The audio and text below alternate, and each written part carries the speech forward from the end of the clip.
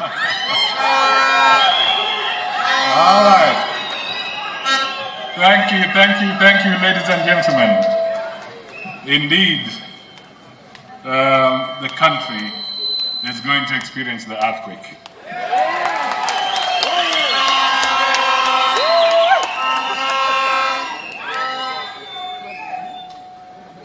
I will be speaking passionately, emotionally, and honestly to the people of Kenya today.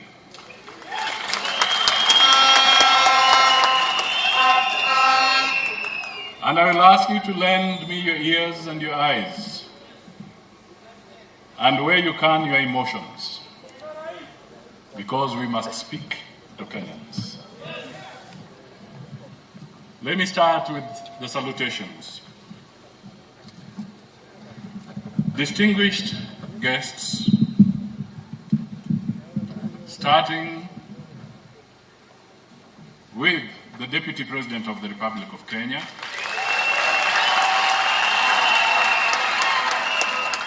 Dr. William Samoei Ruto, and his entire entourage who have come.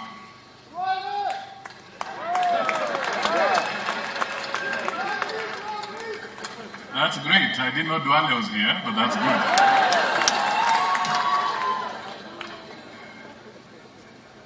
My brother, Senator Moses Wetangula, the party leader of Ford Kenya, Simba. My good friend, Governor William Kabogo,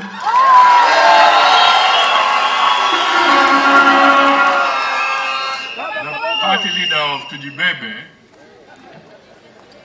hataki kubebwa, anasema tujibebe.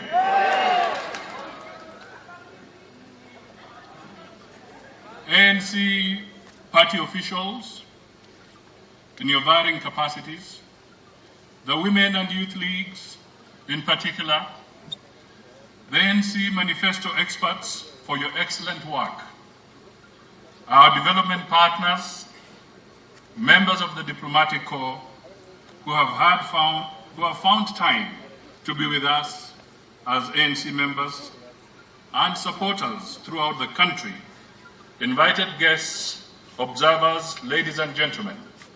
And in this particular moment, let me also acknowledge the several members of Parliament and MCAs who are here, and they shall be recognized as you go on.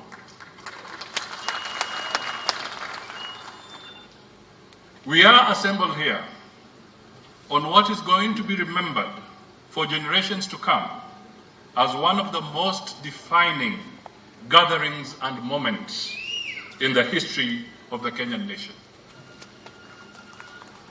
It is not common to witness an assembly of this character, and in the regular ebb and flow of civic events in our country, gatherings of this kind do not take place on Sundays.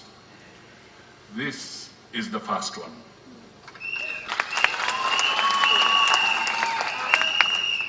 I wish to thank you all for setting aside the time to be part of this parade. Also with us here today, we are several members of my family, and kindly allow me to quickly introduce to you my immediate family, beginning with my best friend and life partner, Tessie.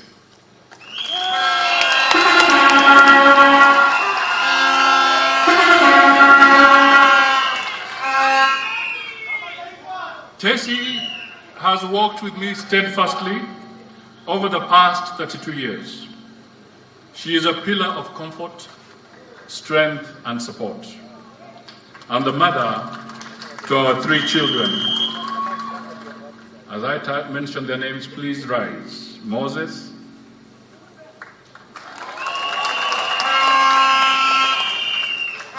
that is Substone, Michael, Lulu, and Marianne Atsianzale, who has spoken. Allow me to thank them for the support that I continue to enjoy from them and for the vicarious carrying of some of the political burdens that should be reserved for me. Thank you all for being there for me, and I love you very much. Fellow Kenyans, ladies and gentlemen, the choice of this day has been made very carefully and deliberately, because indeed people are asking me why Sunday. For we are gathered here to mark the start of the turning wheel of the history of our country. We are at a turning point where the story and experience of our country must turn. In the past, Kenya has experienced many turning points where her history has refused to turn because there was no will to turn it.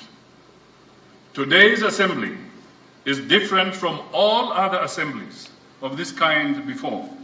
It is because we intend to turn the history of our country.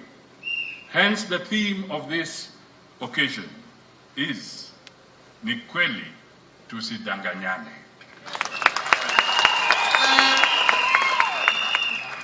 It is true, let us not lie to one another.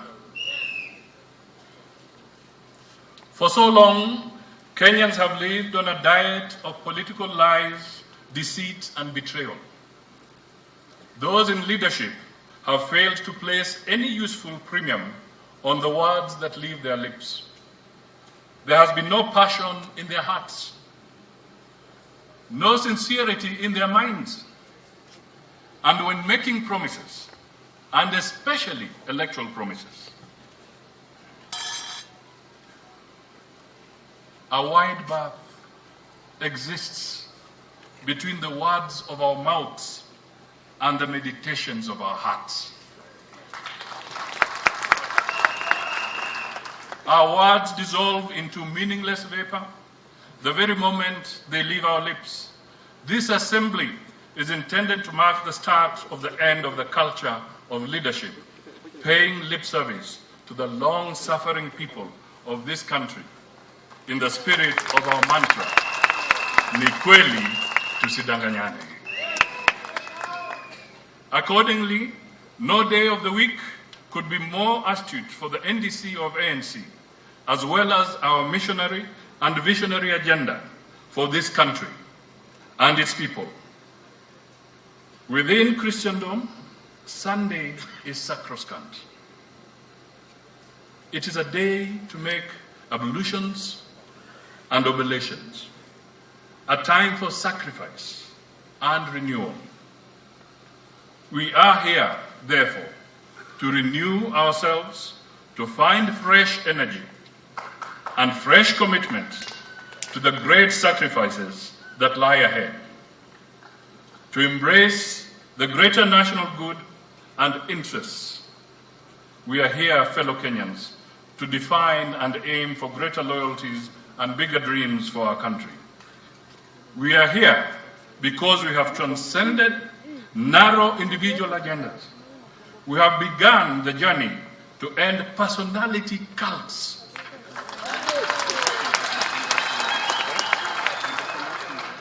And the impunity that goes with them, to replace them with elevated national goals, values, and agendas.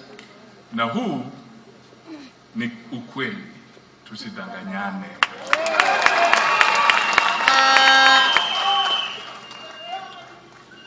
Fellow Kenyans, allow me therefore to thank you all who are assembled here today, as well as those who are following us through the other platforms, for being a part of this grand parade, the second Amani National Congress NDC since the formation of our party in 2015. I take great pride in the knowledge that ANC has grown with leaps and bounds. We have come way beyond the founding expectations. We have shaken off our detractors and malign forces that have attempted to slow us down, to divert us from our cause and to wreck our party. We have gallant men and women, young and elderly, all made of sterner stuff than our detractors have imagined. We are majestically marching towards the noble goal of making our country better for the present and future generations. Allow me, ladies and gentlemen, to singularly thank this NDC for ratifying my presidential candidature for this year's election. This is the first major step in the direction that we are headed. You have bestowed upon me a great honor and a momentous task.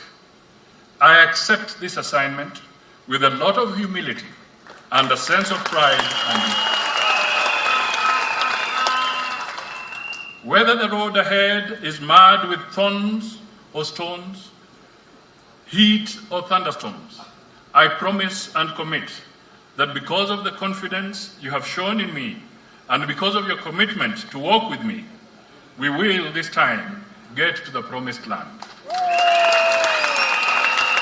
The land of milk and honey. Wakati huu tusidanganyane.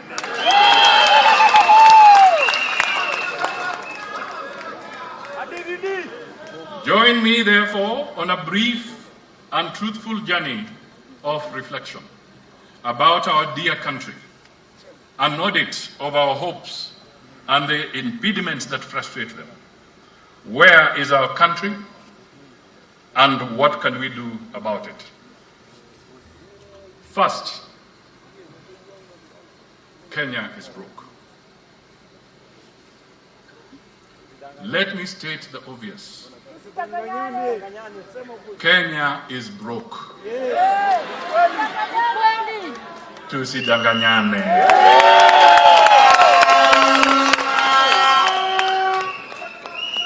The great American patriot Abraham Lincoln admonished us to always follow the path of the truth.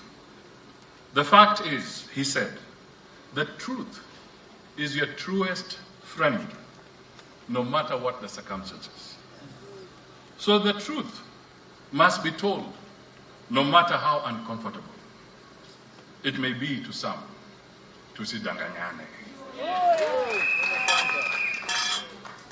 Kenya's public debt is galloping towards the 9 trillion ceiling against a GDP of Kenya shillings 11 trillion.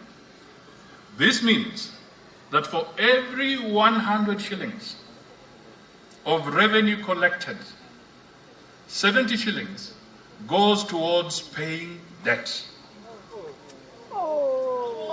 That leaves